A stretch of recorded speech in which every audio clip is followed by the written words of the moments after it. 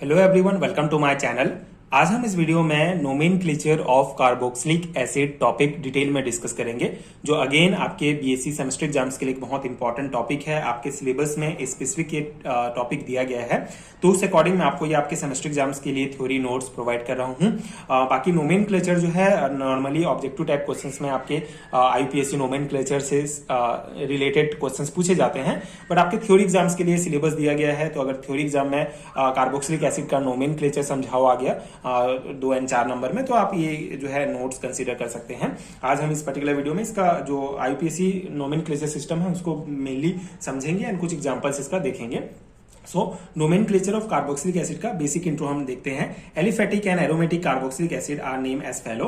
The COOH group was named carboxylic group by the chemist Baeyer. ठीक है, तो जो COO ग्रुप होता है इसको कार्बोक्सिलिक ग्रुप कहा जाता है एंड ये नाम जो है बेयर के द्वारा दिया गया था। And aliphatic mono carboxylic acid are also called fatty acid because higher member like palmitic acid C15H31 COOH, stearic acid C17H35 COOH, oleic acid are obtained by hydrolysis of oil and fats, and these higher member are found in fats and oil as triglyceride। ठीक है, तो ये basically introduction है nomenclature का।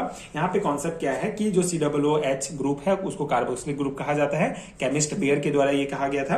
And जो aliphatic mono carboxylic acid होते हैं उनको फैटी एसिड कहा जाता है। ठीक है, ये एक इंपॉर्टेंट कॉन्सेप्ट है जो आपको ध्यान रखना है। Aliphatic mono carboxylic acid are also called fatty acid, क्योंकि इनके जो हायर मेंबर होंगे, जैसे कि हमारा पामेटिक एसिड हो गया, स्टेरिक एसिड हो गया, ऑलिक एसिड हो गया, ये जो है ऑयल और फैट्स से मिलते हैं। ठीक है, ये जो हायर हमारे मेंबर्स होंगे ये ऑयल एंड फैट से मिलते हैं। ये कंपाउंड जो है ऑयल और फैट्स में ट्राइग्लिसराइड का फॉर्म में, ट्राइग्लिसराइड के फॉर्म में प्रेजेंट होते हैं और हाइड्रोलाइसिस करने पर फैटी एसिड ऑब्टेन होते हैं। ठीक है, यही पॉइंट यहाँ पे कहा गया है। तो ये सिंपल सा कॉन्सेप्ट आप ध्यान रखेंगे, इंपॉर्टेंट है। तो कार्बोक्सिलिक एसिड का अगर हम कॉमन नेमिंग सिस्टम देखें तो पिछले वीडियो में हमने इसका बेसिक पढ़ा है। इस प्रकार से आप देख सकते हैं formic acid, acetic acid, propionic acid, butyric acid, ये कॉमन नेम्स होंगे। ठीक है, ये एलिफेटिक कार्बोक्सिलिक एसिड के नाम है। उसी प्रकार अगर एरोमेटिक कार्बोक्सिलिक एसिड होगा तो इस प्रकार का नामकरण होगा benzoic acid, ortho toluic acid, phenyl acetic acid, इस प्रकार से कॉमन नेमिंग होंगे। ठीक है, जिसका लिस्ट आगे मैं आपको प्रोवाइड करूंगा। बाकी मेन हमारा होता है आईयूपीएससी सिस्टम। ठीक है, आईयूपीएससी नोमेनक्लेचर सिस्टम में कार्बोक्सिलिक एसिड का किस प्रकार नामकरण किया जाता है।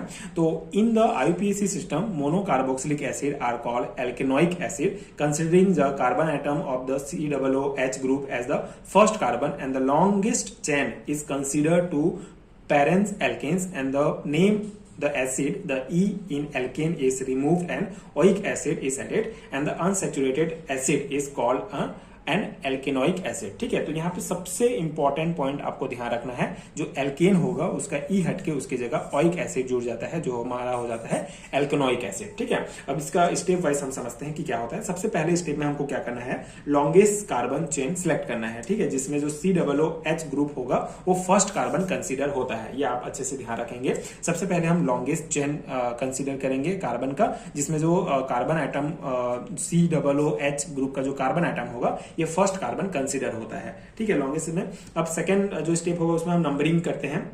तो नंबरिंग हमेशा यहां से स्टार्ट होगा, COOH कार्बन से, यहां से 1 2 इस प्रकार से नंबरिंग स्टार्ट होगा। फिर जो पेरेंट एल्केन होगा, ठीक है, जैसे जो पेरेंट एल्केन जैसे कि मीथेन, इथेन, प्रोपेन, मतलब कितने कार्बन प्रेजेंट हैं उस आधार पर हम उसका नामकरण देखेंगे। तो उसमें क्या होगा, जो पेरेंट एल्केन होगा उसमें ई को हटाकर उसकी जगह ऑइक एसिड जो है हम जोड़ देंगे। जैसे अगर एल्केन है तो एल्केन में ई को हटाकर ऑइक जोड़ेंगे तो एल्केनोइक एसिड हो जाएगा। उसी प्रकार अगर हमारा इथेन है मान लो, तो इथेन में ई को हटाकर उसमें ऑइक जोड़ देंगे तो इथेनोइक एसिड हो जाएगा। तो इस प्रकार से ये नामकरण किया जाता है। ठीक है, तो ये बेसिक रूल्स आपको ध्यान रखना है। पेरेंट्स एल्केन्स में ई को हटाकर ऑइक एसिड जोड़ना है। फिर यहाँ पे कुछ और इंपॉर्टेंट पॉइंट्स हैं, जैसे the positions of substituents and side chain are indicate by numbers, and the position of double and triple bonds are indicate by prefixing the number with enoic acid and ynoic acid respectively. ठीक है, तो इस point में क्या कहा गया है कि सब्स्टिट्यूट्स मतलब कि चेन में जो एक्स्ट्रा ग्रुप होता है, जैसे CH3 ग्रुप जुड़ा है या Cl ग्रुप जुड़ा हुआ है, ये लगे होते हैं, तो उनकी पोजीशन नंबर 1 2 3 से बताई जाती है। ठीक है, उनकी पोजीशन 1 2 3 नंबर से बताया जाता है। एंड अगर चेन में डबल बॉन्ड हो तो उनकी पोजीशन नंबर से बताकर इनोइक एसिड लिखते हैं, है ना। अगर डबल बॉन्ड है तो इनोइक एसिड लिखते हैं, एंड अगर ट्रिपल बॉन्ड है तो पोजीशन नंबर के साथ में वाइनोइक एसिड लिखेंगे। ठीक है, इस प्रकार से ये दो आप ध्यान रखेंगे। तो ये एक इंपॉर्टेंट पॉइंट है। अगर सब्स्टिट्यूट लगा हुआ है तो एक्स्ट्रा ग्रुप्स अगर लगे हुए हैं तो उनको पोजीशन नंबर से बताई जाती है, उस ग्रुप का नाम और कौन से पोजीशन में है उसको। और अगर डबल बॉन्ड है तो इनोइक एसिड, एंड ट्रिपल बॉन्ड है तो वाइनोइक एसिड, इस प्रकार से इसको लिखेंगे। ठीक है, तो ये इसका बेसिक रूल्स है IUPAC सिस्टम का। आई होप आपको समझ में आ गया होगा। इसी रूल के आधार पर फिर आपको जो है जितने भी कंपाउंड्स होंगे उनका आपको IUPAC नेमिंग करना है। जैसे यहाँ पे कॉमन एंड IUPAC नेम कुछ हम टिपिकल्स एसिड्स के यहाँ पे देखेंगे। ये लिस्ट अगर आपको याद है तो आप इजीली जो है अपना एग्जाम बना सकते हैं। ठीक है, इतने में से ही आपका काफी कवर हो जाएगा। बेसिक BSc सेमेस्टर एग्जाम्स के लिए हम ये पढ़ रहे हैं, तो आपको अगर IUPAC नोमेनक्लेचर निकालने आ जाता है तो आपको फिर ये सब याद करने की जरूरत नहीं पड़ेगी, आप इजीली उसको निकाल लेंगे। बहुत सिंपल है। बाकी ये लिस्ट में जो कॉमन नेम है IUPAC नेम है ये आप ध्यान रखेंगे। ठीक है, जैसे HCOOH हमारा पहला स्ट्रक्चर है, तो ये हमारा कॉमन नेम होगा इसका formic acid, and IUPAC name होगा मिथेनोइक एसिड। ठीक है, एक कार्बन प्रेजेंट है तो मिथ से मिथेनोइक एसिड बन जाएगा, मिथेन से। ठीक है, इसी प्रकार CH3COOH ये स्ट्रक्चर है, ये हमारा कॉमन नेम एसिटिक एसिड होगा, और इसका IUPAC नाम जो है इथेनोइक एसिड हो जाएगा। ठीक है, ये सिंपल से नेम है। यहाँ पे कितने कार्बन प्रेजेंट है उस आधार पर ईथ का इथेनोइक, प्रोप का प्रोपेनोइक, पेंटा का पेंटेनोइक, इस प्रकार हो जाएगा। मतलब जो एल्केन ग्रुप है उसको आपको पहचानने आना चाहिए। उसके बाद उसमें ई के जगह जो है आपको क्या जोड़ देना है, ओइक एसिड जोड़ देना है, जिससे आपका IUPAC नाम बन जाएगा। ठीक है, तो ये सिंपल से है। उसके बाद हमारा CH3CH2COOH प्रोपेनोइक एसिड है, और इसका मतलब कॉमन नेम और IUPAC नेम दोनों सेम है। ठीक है,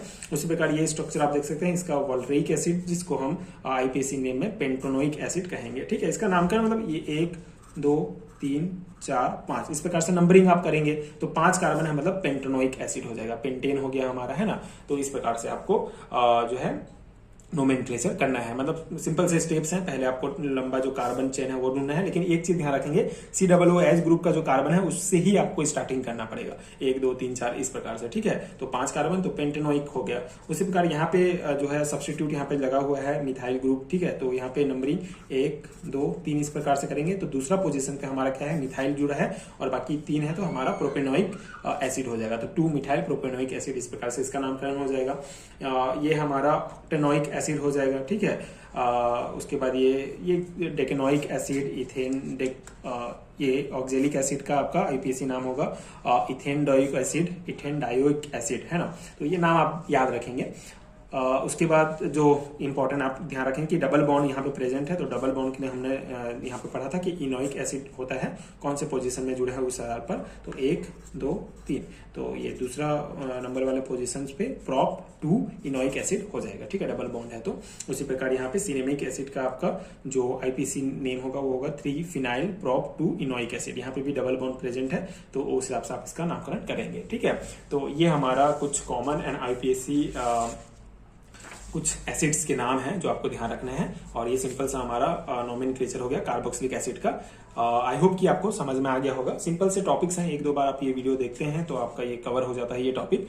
तो सिंपल से टॉपिक्स हैं। आई होप कि ये वीडियो आपके लिए हेल्पफुल रहा हो। अगर आपको पेड हैंड रिटन नोट्स चाहिए तो नीचे डिस्क्रिप्शन बॉक्स में आपको PDF स्टोर का लिंक मिलेगा, जहां से आप नोट्स डाउनलोड कर सकते हैं यूनिट वाइज, जो आपके एग्जाम प्रिपरेशन के लिए बहुत हेल्पफुल होगा। एंड अगर वीडियो हेल्पफुल है तो आगे के वीडियोज देखने के लिए आप चैनल के साथ जुड़े रहिए। Thank you so much for watching.